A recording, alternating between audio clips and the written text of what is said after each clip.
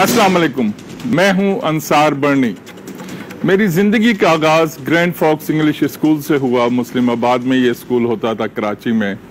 और उसके बाद मैं फिर ग्रीनलैंड इंग्लिश स्कूल नाज़िमाबाद चला गया। इस्लामिया कॉलेज, पूरा तालीम का सिलसिला इस्लामिया कॉलेज में, इंटर, बीए, एलएलबी, सारा इस्लामिया कॉलेज। और फिर वहीं से ज़िंदगी के आसार बदलने शुरू हुए कि इंसानी हुकूक की तरफ कुछ ख्याल आया कि पाकिस्तान में इंसानी हुकूक का कोई इदारा नहीं था। मौलाना ईदी थे समाजी बहबूद में, डॉक्टर रुतफा थी जो लेप्रोसी के मरीज होते थे, जज़ाम के मरीज, उनके लिए काम करती थी। तो मैं वो काम नहीं शुरू करना चाहता था, किसी का मुकाबला नहीं करना चाहता था कि जो ऑलरेडी हो रहा था। तो मैंने इंसानी हुकूक में, क्योंकि मैंने जेल काटी और मैं स्टूडेंट लीडर रहा, वहाँ से मैंने ज़िंदगी को बदलते हुए देखा। और मैं समझता हूँ कि आज जिस मुकाम पे भी मैं हूँ उसमें मेरा वतन, मेरी कौम के लोग और परवरदिगार आलम का नबी अलैहिस्सलातु वस्सलाम के सदक़े और वसीले से करम है। देखिए, इब्तिदाई तालीम मेरी ग्रैंड फॉक्स थी, from nursery class to 9th class. फिर 9th क्लास में मैं किसी को मिलने ग्रैंड फॉक्स से ग्रीनलैंड गया। वहाँ मुझे एक लड़की शाहीन मिली और वो आज मेरी बीवी हैं।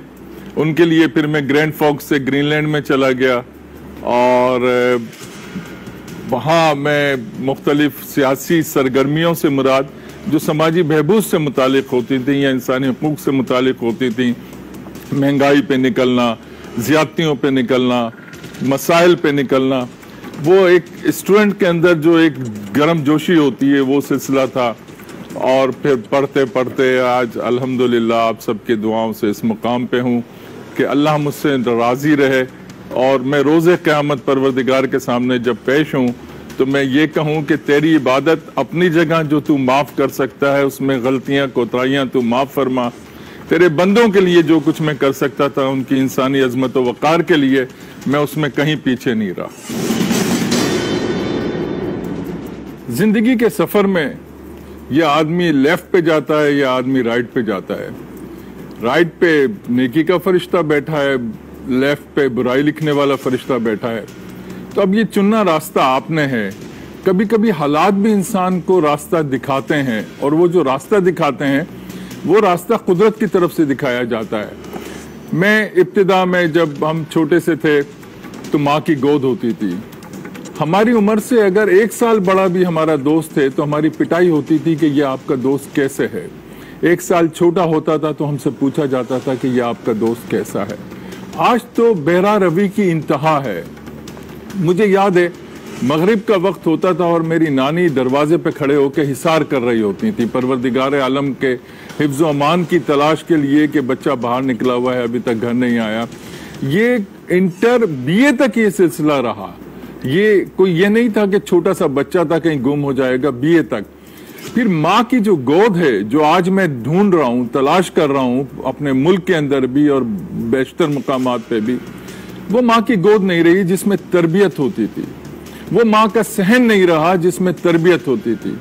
वो बाप की डांट डपट नहीं रही जिसमें तरबियत होती थी।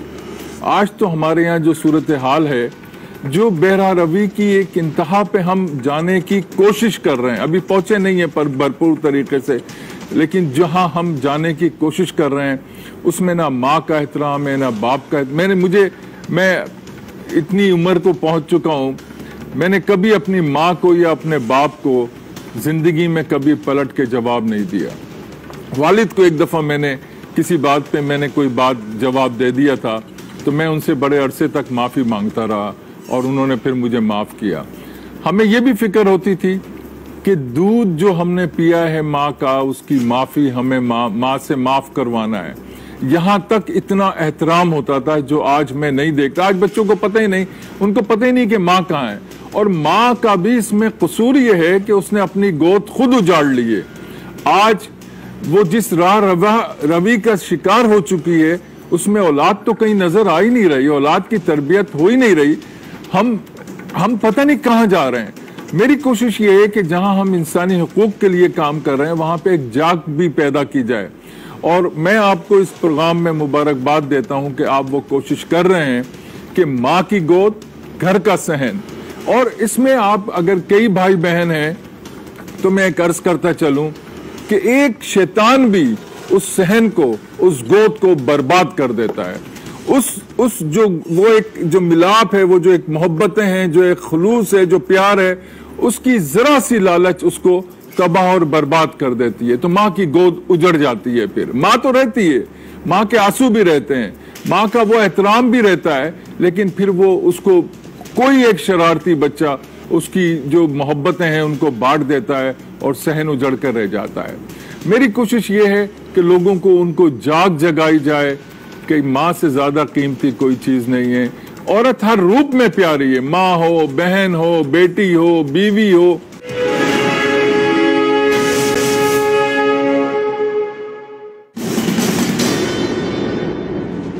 میں اسٹوڈنٹ لیڈر تھا اور ایز اے اسٹوڈنٹ لیڈر مجھے تقریر کرنے پہ گرفتار کیا گیا جب میں اس دن شہر کراچی میں تھا بھی نہیں.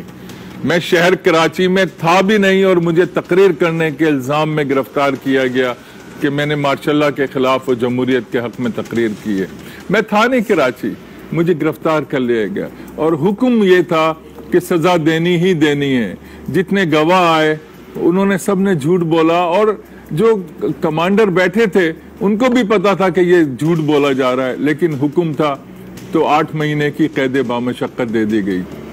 اس میں جب قیدیوں سے میں ملا، اس وقت تک قیدیوں پہ کوئی کام نہیں ہو رہا تھا، انسانی حقوق پہ کوئی کام نہیں ہو رہا تھا. پہلا انصار بڑھنی اٹھا اور اس کو بھی راستہ دکھانے والے نے، پروردگار عالم نے ایک وہ میں آگے چل کے آپ کو بیان کروں گا کہ کیسے میں انصار بڑھنی بنا.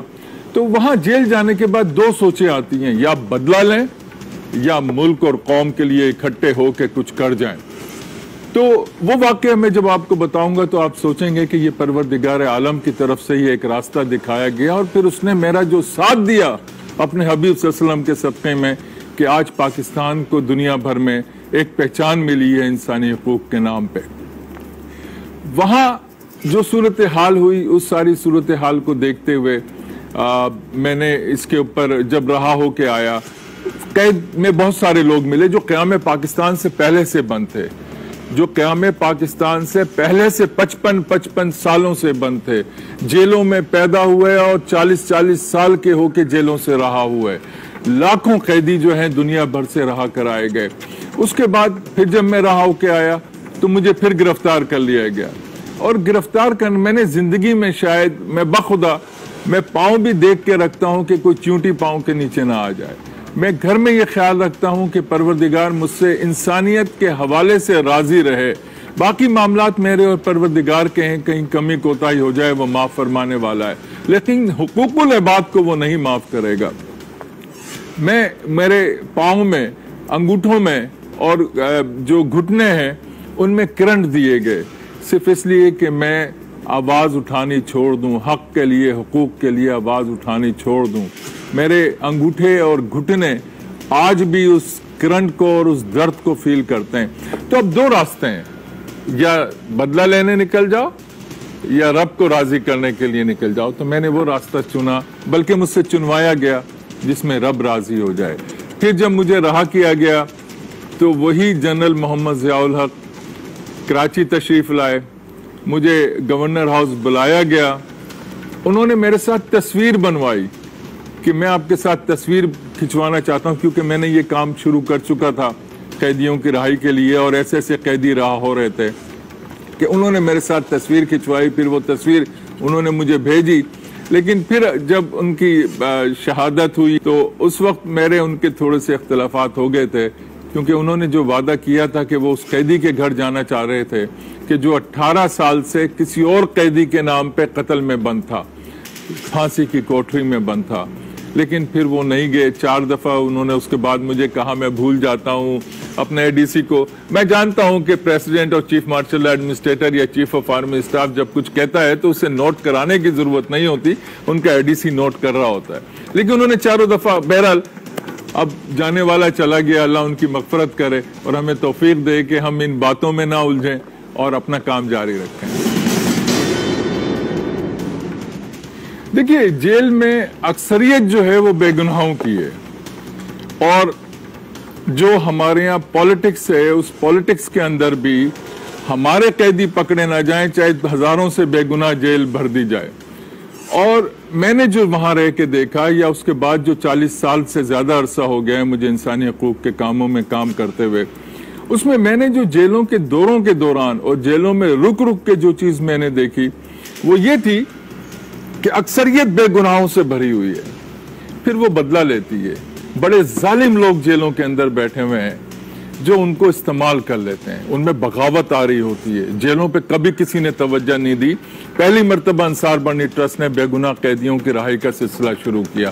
पहली मर्तबा अंसार बनी ट्रस्ट ने, जिनको जराइम में, बेगुनाह जराइम में सजा दे दी जाती थी और उन पे जुर्माने भारी भारी किए जाते थे, उनके जुर्माने भर के उनको रहा कराने का सिलसिला शुरू किया। अदालतों में जाना शुरू किया। मैं खुद वकील हूँ, 40 साल हो गए हैं मुझे, मैं खुद वकील हूँ। मैंने वो सिलसिला जो मेरी जिंदगी में तब्दीली आई। एक दिन मैं ये घुटने में और अंगूठे में करंट खा के आ रहा था, और टू बी ऑनेस्ट फिर मैं आदी हो गया था। जरा मजा भी आने लगा था थोड़ा थोड़ा सा, कि जरा जब कुदरत कुछ बना रही है तो फिर बन के दिखाओ।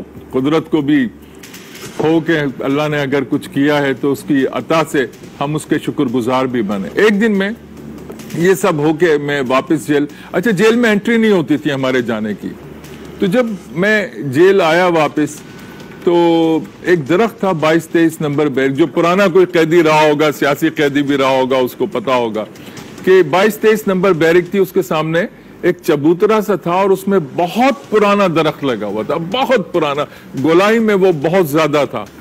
तो मैं उसके नीचे आके बैठ जाता था और मैं बकायदा परवरदिगार आलम से अपने दिमाग के तहत बातें कर रहा होता था कि मालिक ये क्या है। आप जब इश्क करते हैं तो इश्क में दूरियां खत्म हो जाती हैं। तो मैं पूछता था, अल्लाह मियां ये क्या है, मैंने क्या किया? जेलें बेगुनाहों से भरी हुई हैं। इतने में मुझे एक आवाज आती है, अंसार। मैं सामने देखता हूं तो मेरे सामने एक बुजुर्ग खड़े होते हैं। वो कोई फरिश्ता थे, वो कोई बुजुर्ग थे, वो कोई रूह थी, मगर थी जरूर। ये कोई वहम नहीं था, ये कोई खाम ख्याली नहीं थी, वो कोई हस्ती खड़ी हुई थी। उन्होंने कहा कि तुम्हें पता है तुम्हें बार बार जेल में क्यों लाया जा रहा है? तो सफेद चौका था, लंबी दाढ़ी थी।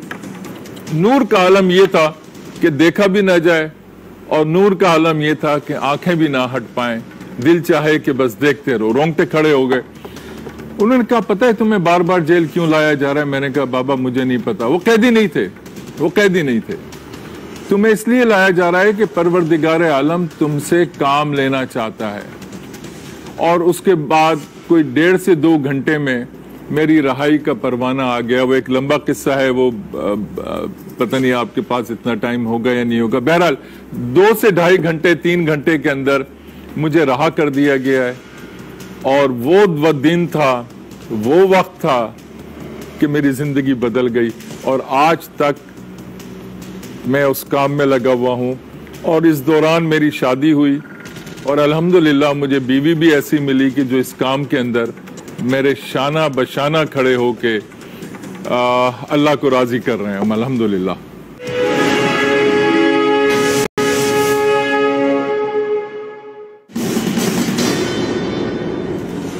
जिंदगी में अगर मुश्किलात ना आए तो फिर जिंदगी तो रही नहीं ना, ये तो मुर्दा हो गया इंसान। जिंदगी का जो असल रुख है वो मुश्किलात हैं। ये मुश्किलात आपको कमतर भी कर देती हैं और यही मुश्किलात आपको बढ़ा भी देती हैं। और मैं अक्सर एक बात कहता हूं कि गोल्ड जो बनता है, हीरे जवाहरात जो बनते हैं, कभी उनको आग में जलते हुए तो देखो किस तरह बना करते हैं। तो जब कोई मुश्किल आती है तो परवरदिगार आलम आपको कुछ अता करना चाह रहा होता है, आपको कुछ देना चाह रहा होता है। हम नाशुक्रे बन जाते हैं, अल्लाह मियाँ ये क्या, अल्लाह मियाँ ये क्या नहीं, अल्लाह तेरा शुक्र है। मेरा एक बच्चा 1 साल का था, जब उसका इंतकाल हुआ, बीमार था, तो मैं उसको जब नहला रहा था तो एक बाप समझ सकता है उस तकलीफ को।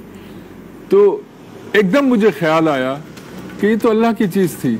रोना एक है, आप कमजोर हैं, आप रो देते हैं, پھر میں نے شکر الحمدللہ پڑھنا شروع کیا اور میں نے کہا اللہ تیرے سپرد، کیونکہ تو نے جو بشارت دی ہے دنیا میں، جو تیرا ارشاد ہے کہ جس کے 2 بچے انتقال کر گئے وہ آپ کو جنت میں لے کے جائیں گے، تو میں نے کہا مالک اگر یہ تیرے راز ہیں اور ان پہ تو پردہ اٹھانا چاہتا ہے تو میں تیرے رازوں میں زندہ ہوں، میں کیا کر سکتا ہوں، تیری چیزیں تو نے لے لی۔ تو مشکلات آپ کو پھر الحمدللہ آج مجھے اپنی اولاد پہ فخر ہے، اپنے بیوی بچوں پہ فخر ہے، اپنے گھر پہ فخر ہے، کیونکہ میں جن چیزوں سے نکل کے آیا ہوں اس میں نے دنیا کو بہت قریب سے دیکھا ہے۔ اور مشکلات میں کبھی کبھی فنڈز کی بڑی کمی ہو جاتی ہے، تو ایک قصہ سنا دیتا ہوں چھوٹا سا، کہ ایک دفعہ کچھ خواتین آئیں ہمارے پاس، ان کے بچے ایک ایشین ملک میں بند تھے، انہوں نے مجھ سے کہا کہ آپ ان کے لیے کچھ کریں، یہ بے گناہ ہے۔ میں نے کہا ٹھیک ہے۔ اس وقت میرے پاس اتنے پیسے نہیں تھے کہ میں جہاز کا ٹکٹ بھی خرید لیتا یا میں وہاں جا کے کسی ہوٹل میں رکتا اور کورٹ میں جاتا اور وہاں پہ کیس جا کے لڑتا، تو میں نے کہہ تو دیا اچھا ٹھیک ہے، 2 4 5 10 دن گزر کے آپ گئے نہیں ابھی تک۔ میں نے کہا اب آپ ان کو یہ کہیں کہ میرے پاس پیسے نہیں ہیں ابھی، کوئی نہیں ماننے کو تیار، کیونکہ میری جو حلیہ ہے میں اس میں اپنے آپ کو چھپا کے رکھتا ہوں، بھرم کو قائم رکھنا چاہتا ہوں اور ہر وقت اللہ کا شکر گزار رہنا چاہتا ہوں۔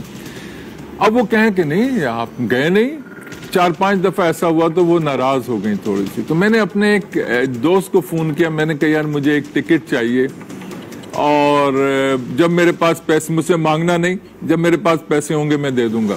اس نے کہا ٹھیک ہے، دوست ہے، ٹکٹ آ گیا۔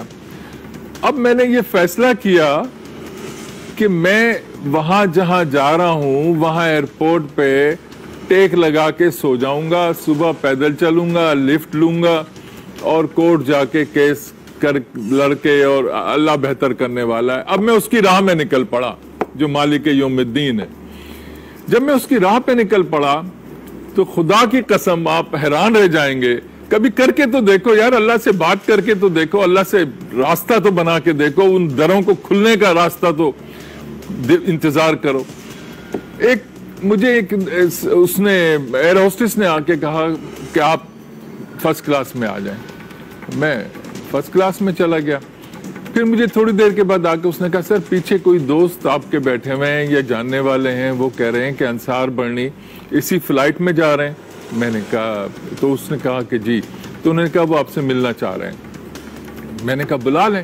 وہ آ گئے، تو میں نے کہا آپ کو کیسے پتا کہ میں اس فلائٹ میں جا رہا ہوں؟ انہوں نے کہا آج اخبار میں خبر آئی ہے کہ انصار برنی اس کام کے لیے منیلا روانہ ہو رہے ہیں۔ تو میں نے کہا فلائٹ تو ایک ہی جاتی ہے، تو آپ اسی میں ہوں گے۔ اب وہ ملے، اب وہ مجھ سے ضد کر رہا ہے کہ آپ نے میرے گھر رکنا ہے، اور میں اپنے بھرم میں، اللہ کی ذات کی طاقت کے بھرم میں، کہ نہیں یار میرا تو ہوٹل بک ہے، میں جاؤں گا ہوٹل میں رکوں گا، اور مطلب میں نے اس کو بڑا کوشش کی کہ میرا جو وہ بھرم ہے وہ قائم رہے، اور پروردگار اس کو قائم رکھتا ہے۔ خیر اس نے ضد کی، پھر وہ چلا گیا، پیچھے جا کے بیٹھ گیا، میں بھی۔ جب میں ایئرپورٹ پہ اترا تو میرے پاس ایک چھوٹا سا بیگ تھا، میں لے کے باہر نکل رہا ہوں تو وہ باہر کھڑا میرا انتظار کر رہا ہے کہ نہیں سر آپ نے تو میرے ساتھ ہی جانا ہے۔ 1 ہفتہ رہا، میرے پاس میری جیب میں $1 تھا، صرف $1، اور وہ بھی میری بیٹی سنا نے مجھے جب بہت چھوٹی سی تھی دیا تھا کہ پپا آپ کے پاس پیسے نہیں ہیں تو رکھ لیں، وہ آج بھی میری جیب میں ہوتا ہے۔ اور اس کے بعد ہم 1 ہفتے رہے، کورٹ گئے، تاریخوں پہ گئے، انہوں نے گھمایا پھرایا بھی، اور الحمدللہ وہ 12 13 14 لڑکے تھے، ان سب کی رہائی کا احکامات ہو گئے۔ اور جب ان کی رہائی کے احکامات ہو گئے تو میں جب واپس ایئرپورٹ پہ آیا ہوں واپس پاکستان آنے کے لیے، وہ $1 جو میری بیٹی سنا نے مجھے دیا تھا وہ اس وقت بھی رکھا ہوا تھا اور آج تک رکھا ہوا ہے۔ تو مشکلیں اتنی پڑتی ہیں، لیکن جب آپ ان مشکلات کو انجوائے کرنے لگتے ہو، بس ایک کمی ابھی میرے اندر ہے، وہ یہ ہے کہ جب کسی کا کام ہو جائے تو بڑی خوشی ہوتی ہے، لیکن جب تک وہ کام نہ ہو جائے میں بیمار رہتا ہوں۔ بیمار اس سینس میں رہتا ہوں کہ مجھے پتا ہے ایک بے گناہ جیل میں کیوں ہے، کیوں؟ کیا اس کا پروردگار نہیں ہے؟ کہ میرے ملک میں یا جہاں جہاں یہ ساری صورتحال ہے وہاں پہ انصاف نہیں ہے، وہاں پہ یہ ساری چیزیں نہیں ہیں، وہاں کیا خدا نہیں ہے؟ اور اگر خدا ہے تو یہ اس کے کیسے بندے ہیں کہ جو اس کے احکامات پہ قرآن حکم دیتا ہے کہ گردنیں چھڑاؤ، قرآن حکم دیتا ہے اور ہم گردنیں پھنساتے ہیں؟ تو مشکلیں اتنی پڑی کہ آسان ہو گئیں۔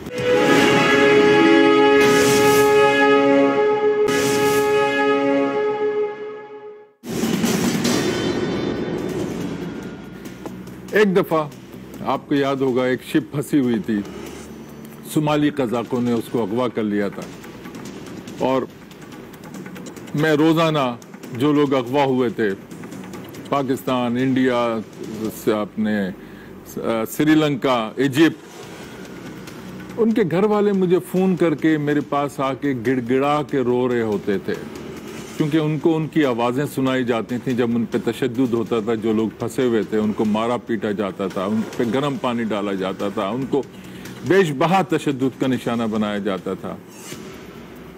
تو یہ میرا کام نہیں تھا، نہ میں نے کبھی زندگی میں یہ کیا تھا، لیکن الحمدللہ الحمدللہ الحمدللہ آج پاکستان کو فخر ہونا چاہیے کہ وہ کام 98% ختم ہو گیا ہے۔ وہ جہازوں کا پانی کے جہازوں کا اغوا 98% ختم ہو گیا۔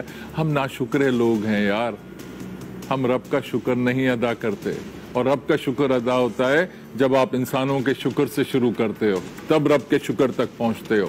تو وہ ایک بہت بڑا کارنامہ تھا، بہت بڑا کارنامہ۔ میری بیوی مجھے بار بار کہہ رہی تھی، شاہین مجھے ہر وہ ہوتا تھا کہ بیٹے کی شادی ہے، کیا ہوگا، تم نے جانا ہے، آنا ہے، کیا کرنا ہے، کیسے آؤ گے؟ میں نے کہا دیکھو میرے بیٹے کے چچا بھی ہیں، ماموں بھی ہیں، پھپھو بھی ہیں، سارے رشتے ہیں، میں ان کے لیے کھڑا ہوا ہوں جو پھنسے ہوئے ہیں، ان کے ساتھ اس وقت کوئی بھی نہیں ہے۔ تو میں نے اس کے لیے جب آواز اٹھائی، میں ان سے رابطے کیے، سارے سلسلے ہوئے، اس میں نے بھگتا بھی بہت، میرے خلاف بڑی سازشیں بھی چلیں کہ اتنا بڑا کارنامہ پاکستان نے اور انصار بڑھنی نے کیسے کر لیا۔ یہ سازش میرے خلاف نہیں تھی، آج میں ان لوگوں کو بتانا چاہتا ہوں کہ یہ سازش تم نے پاکستان کے خلاف کی تھی، لیکن میں نے اسٹینڈ لیا، میں پیچھے نہیں ہٹا۔ خیر، وہ اب شادی ہے میرے گھر میں، میرا بڑا بیٹے کی شادی ہے فہد کی، اور اس کے بعد راحل کی شادی، تو میں بڑا ایک شش و پنج میں بھی تھا کہ میں کیا کروں، لیکن اس وقت 21-22 لوگ پھنسے ہوئے تھے جو روز ان کی پٹائی ہو رہی تھی۔ میں نے اسٹینڈ لیا، میں نے بیوی سے کہا کہ تم جاؤ، میری نمائندگی بھی تم کرو شادی میں میرے بیٹے کی، اور اللہ کا کرنا یہ، میں کہتا ہوں نا کبھی اللہ سے لو تو لگاؤ یار، کبھی اس کو دیکھو تو صحیح، مزہ تو دیکھو، نشہ تو دیکھو۔ یہ نشہ کیا ہے؟ تم دنیا کے نشے میں پڑے ہوئے ہو، پروردگار کے نشے سے تم نکلے ہوئے ہو، اس نشے کو ایک دن چکھ لو تو تم دنیا کو بھول جاؤ گے۔ الحمدللہ کوئی ہفتہ پہلے یا 4-5 دن پہلے شاید مسئلہ حل ہو گیا، میں نے اپنے بیٹے کی شادی بھی اٹینڈ کی، اور میں جب لندن گیا تو میں ہیترو سے نکل رہا تھا، تو ایک police officer, British police officer, وہ آیا اور اس نے مجھے سلوٹ کیا اور میرے ہاتھ کو چوما۔ تو میں نے کہا برٹش لوگ یہ نہیں کرتے، لگ تو گورا رہا ہے، لیکن وہیں پہ پولیس میں جوائن کی تھی اس نے یو کے میں۔ کہنے لگا سر ہمیں پڑوسی ملک کے لوگ تانے دیتے ہیں کہ تمہارا ملک دہشت گرد ہے، تمہارا ملک یہ ہے، تمہارا ملک وہ ہے۔ سر آج میں فخر سے کہتا ہوں کہ اپنے ملک میں ایک انصار بڑھنی لا کے دکھا دو۔ تو یہ اعزاز میرے ملک کا، پاکستان کا، اس پہ بھی بڑی سازشیں ہوئیں کہ انصار بڑھنے کیوں؟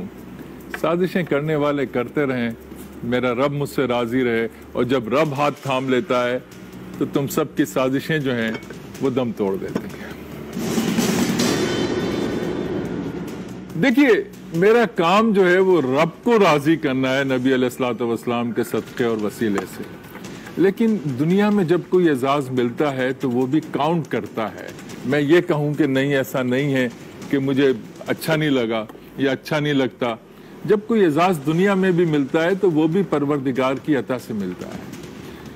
میرا کام بالکل منفرد ہے، انسانی حقوق کے لیے ہے۔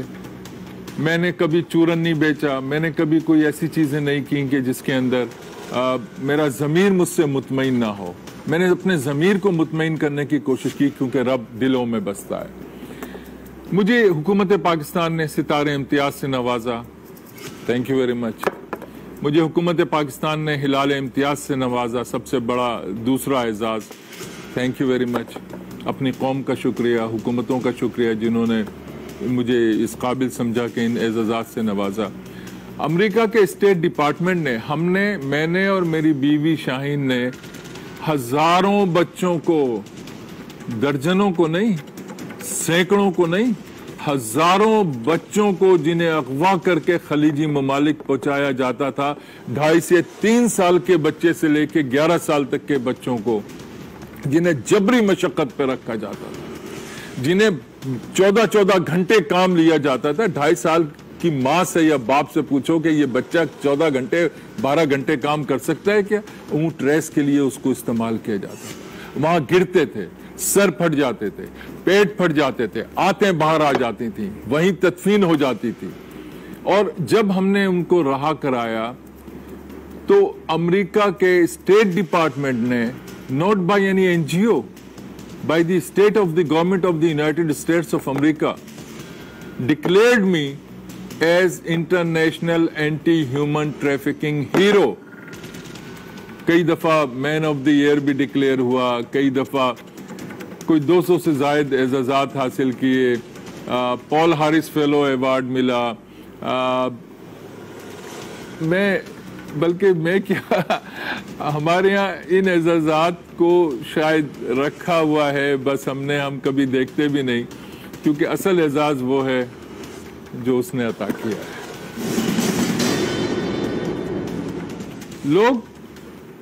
لوگوں کے آنسو نکالتے ہیں، میری کوشش ہوتی ہے کہ آنسو پہنچے جائیں، مسکراہٹ پھیلائی جائے، کیونکہ مسکراہٹ زندگی ہے. کسی کو دکھ تکلیف دینا، کسی کے اعتماد کو مجروح کرنا، کسی کے اس عمل کو خراب کرنا جس کے لیے تمہیں رکھا گیا ہے یا جس کے لیے تمہیں دنیا میں بھیجا گیا ہے، صرف چند ٹکوں کے لیے کسی کو تکلیف مت دو، دکھ مت دو. صرف اپنی خوشی کے لیے، ذاتی مفاد کے لیے، دنیا کے لیے اس کے انسانوں کو، ان رشتوں کو تم خراب کرتے ہو، کبھی نہیں کرو. ضمیر جعفری مرحوم نے ایک بات کہی تھی کہ بھارت کے درندوں سن لو تم، انصار برنی زندہ تو ہم زندہ، اپنی مٹی کا نم زندہ، برنی زندہ تو ہم زندہ. تو میں رہوں نہ رہوں، لیکن ایک بات کہتا چلوں کہ رب کو راضی رکھو، کیونکہ ربی سب کچھ ہے. اور جو یہ حرکتیں ہوتی ہیں ہمیں ان سے پرہیز کرنا چاہیے. خدا کو دور نہیں کرنا، خدا کو قریب کرنا ہے تو اس کے بندوں کو قریب کرو، خدا خود تمہارے قریب ہو جائے گا.